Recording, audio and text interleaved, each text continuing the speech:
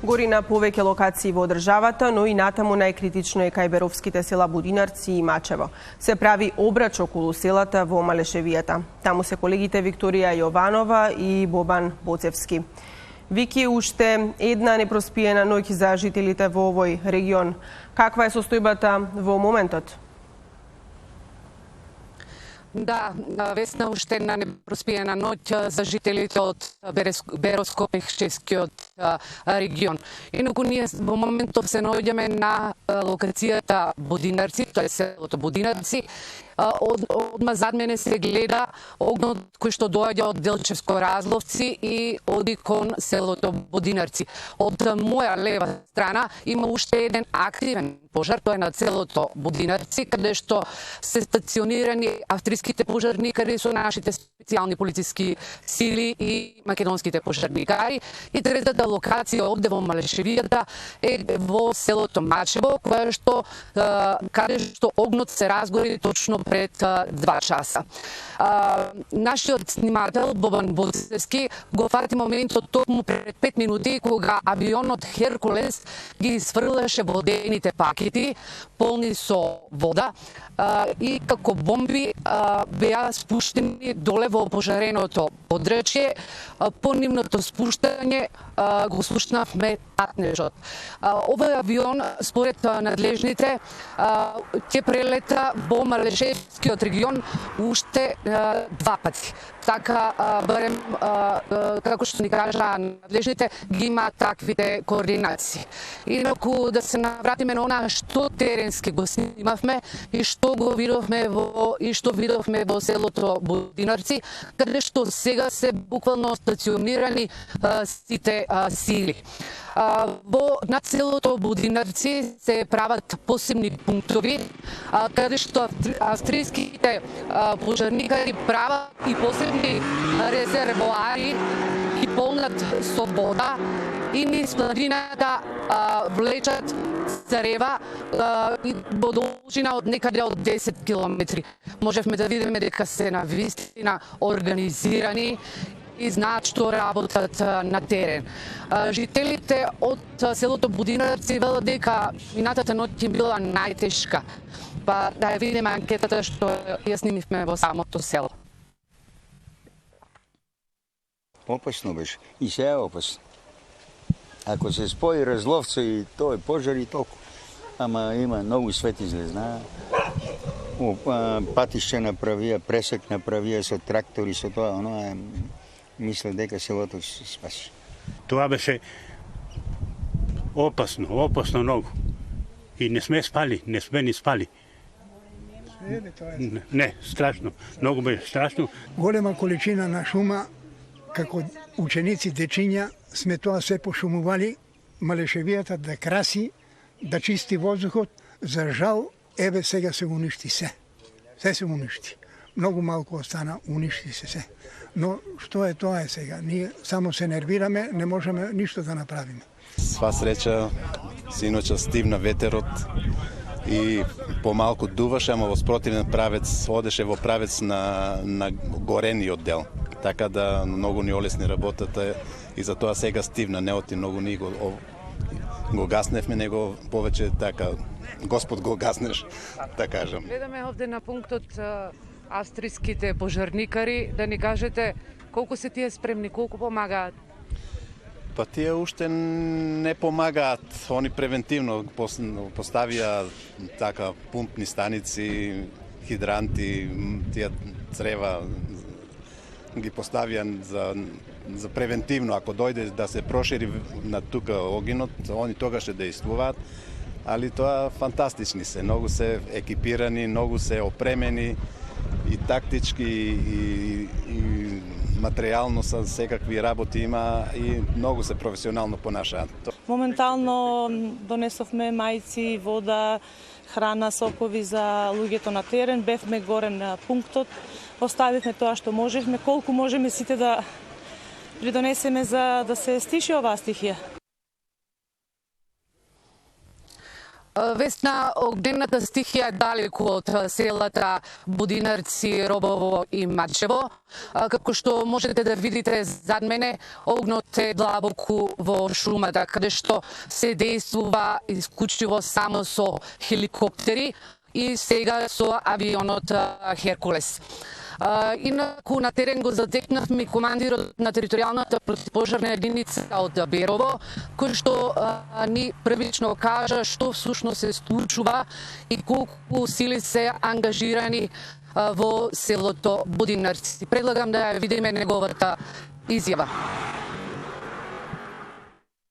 Во моментот нашите екипи кои што наоѓаат горе се околу 7 противпожарни теренски возила со цистерни, околу 400 литри вода.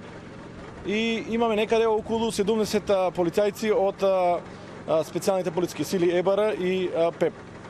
Колку се странски пожарникари кои што гледаме многу помагаат? Странски пожарникари од Австрија имаме околу 125 и имаме околу 45 пожарникари од Словенија.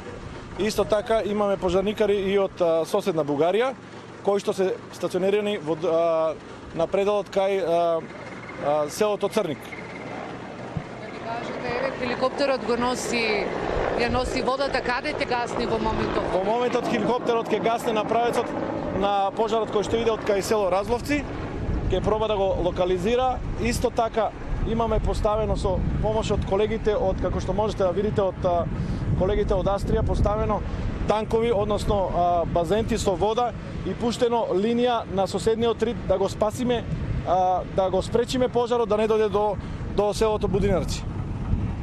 Да ни кажете за малку за австриските екипи, гледаме ги многу организирани, многу опрема.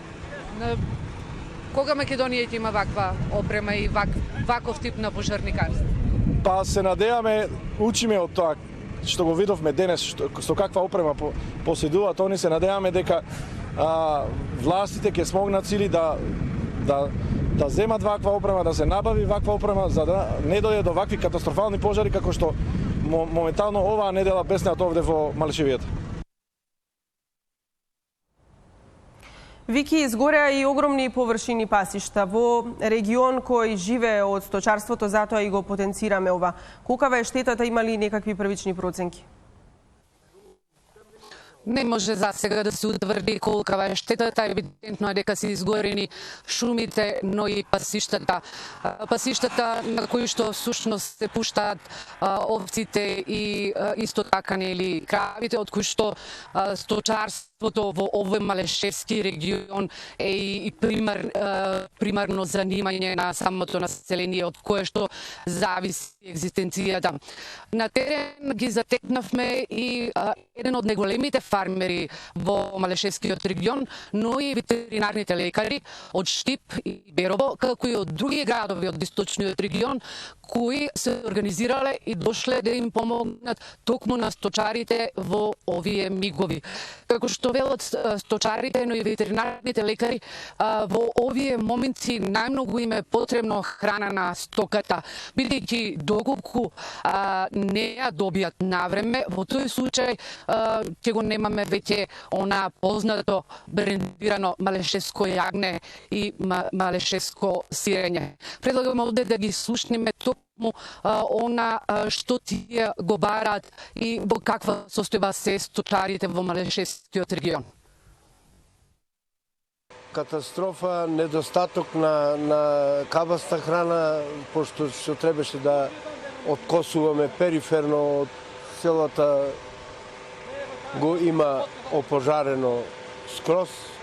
Сега сме принудени да купуваме, ако има од некаде, да купиме со некои високи цени, кој нема да биде добро и по нас, и по евентуално и купувачите на месо, бидејќи мора нешто да се деси, некоја промена со цените пред се. Така да и крајниот потрошувач ќе го осети тоа на своја кожа. Верувате дека е стварно тешка ситуацијава, со оглед на тоа дека се е оголено. Во моментов сточарите ќе се соочат во наредниот период со голем проблем, неки има каде да напасуваат својата стока. верувам дека и државата ќе најде начин да го сето тоа амортизира, да најде начин како да ги овие луѓе обезбеди со во понатомошниот период со храна, бидејќи знаете иде зимо, а во ваква ситуација она што беше бренд заштитено беровско сирење и беровско јагне, верувам дека во наредниот период не ќе го имаме во наредните неколку години. Ако се преземат правовремени мерки, да се најде начин на фармерите, на сточарите, кажано, да им се помогне во храна, пошто храната е тука редуцирана, да речеме, скоро на нула, 90% ќе остане сточниот фонд да се задржи. Тоа значи потребна интервентен, дали увоз или од домашно производство, тоа веќе ќе видиме, интервентна набавка на храна и зрнеста и кабаста. На вистина жална сликата овде во Малешевскиот регион од она што го видовме вчера, што огнот пеплосал околу селата Мачево, Робово, Бодинарци и секако во Пешевскиот регион. Изгорена е дабова и борова шума. Шумите кои што го красеа Малешевскиот регион. Дефинитивно овој голем шумски пожар кој што во изминатите 40 години не го паметат возрастните, ќе остави трајни последици и на природата, но и на сточарството и секако на целата економија во Беровскиот регион. Ги остануваме Весна овде да ги следиме ситуациите и како ќе се развива ситуацијата со гаснењето на пожарот. Да повторам, значи се гасни исклучиво во моментов од воздух. Во моментов активен е авионот Херкулес, кој што го видовме дека еднашка прелете ги пушти водените бомби, се слушна татнежот доле каде што е огнената стихија. До 17 часот се очекува уште 2 пати да прелета на ова локација позади мене каде што е. Тоа е од Делчевското село Разловци кон селото Бодинарци.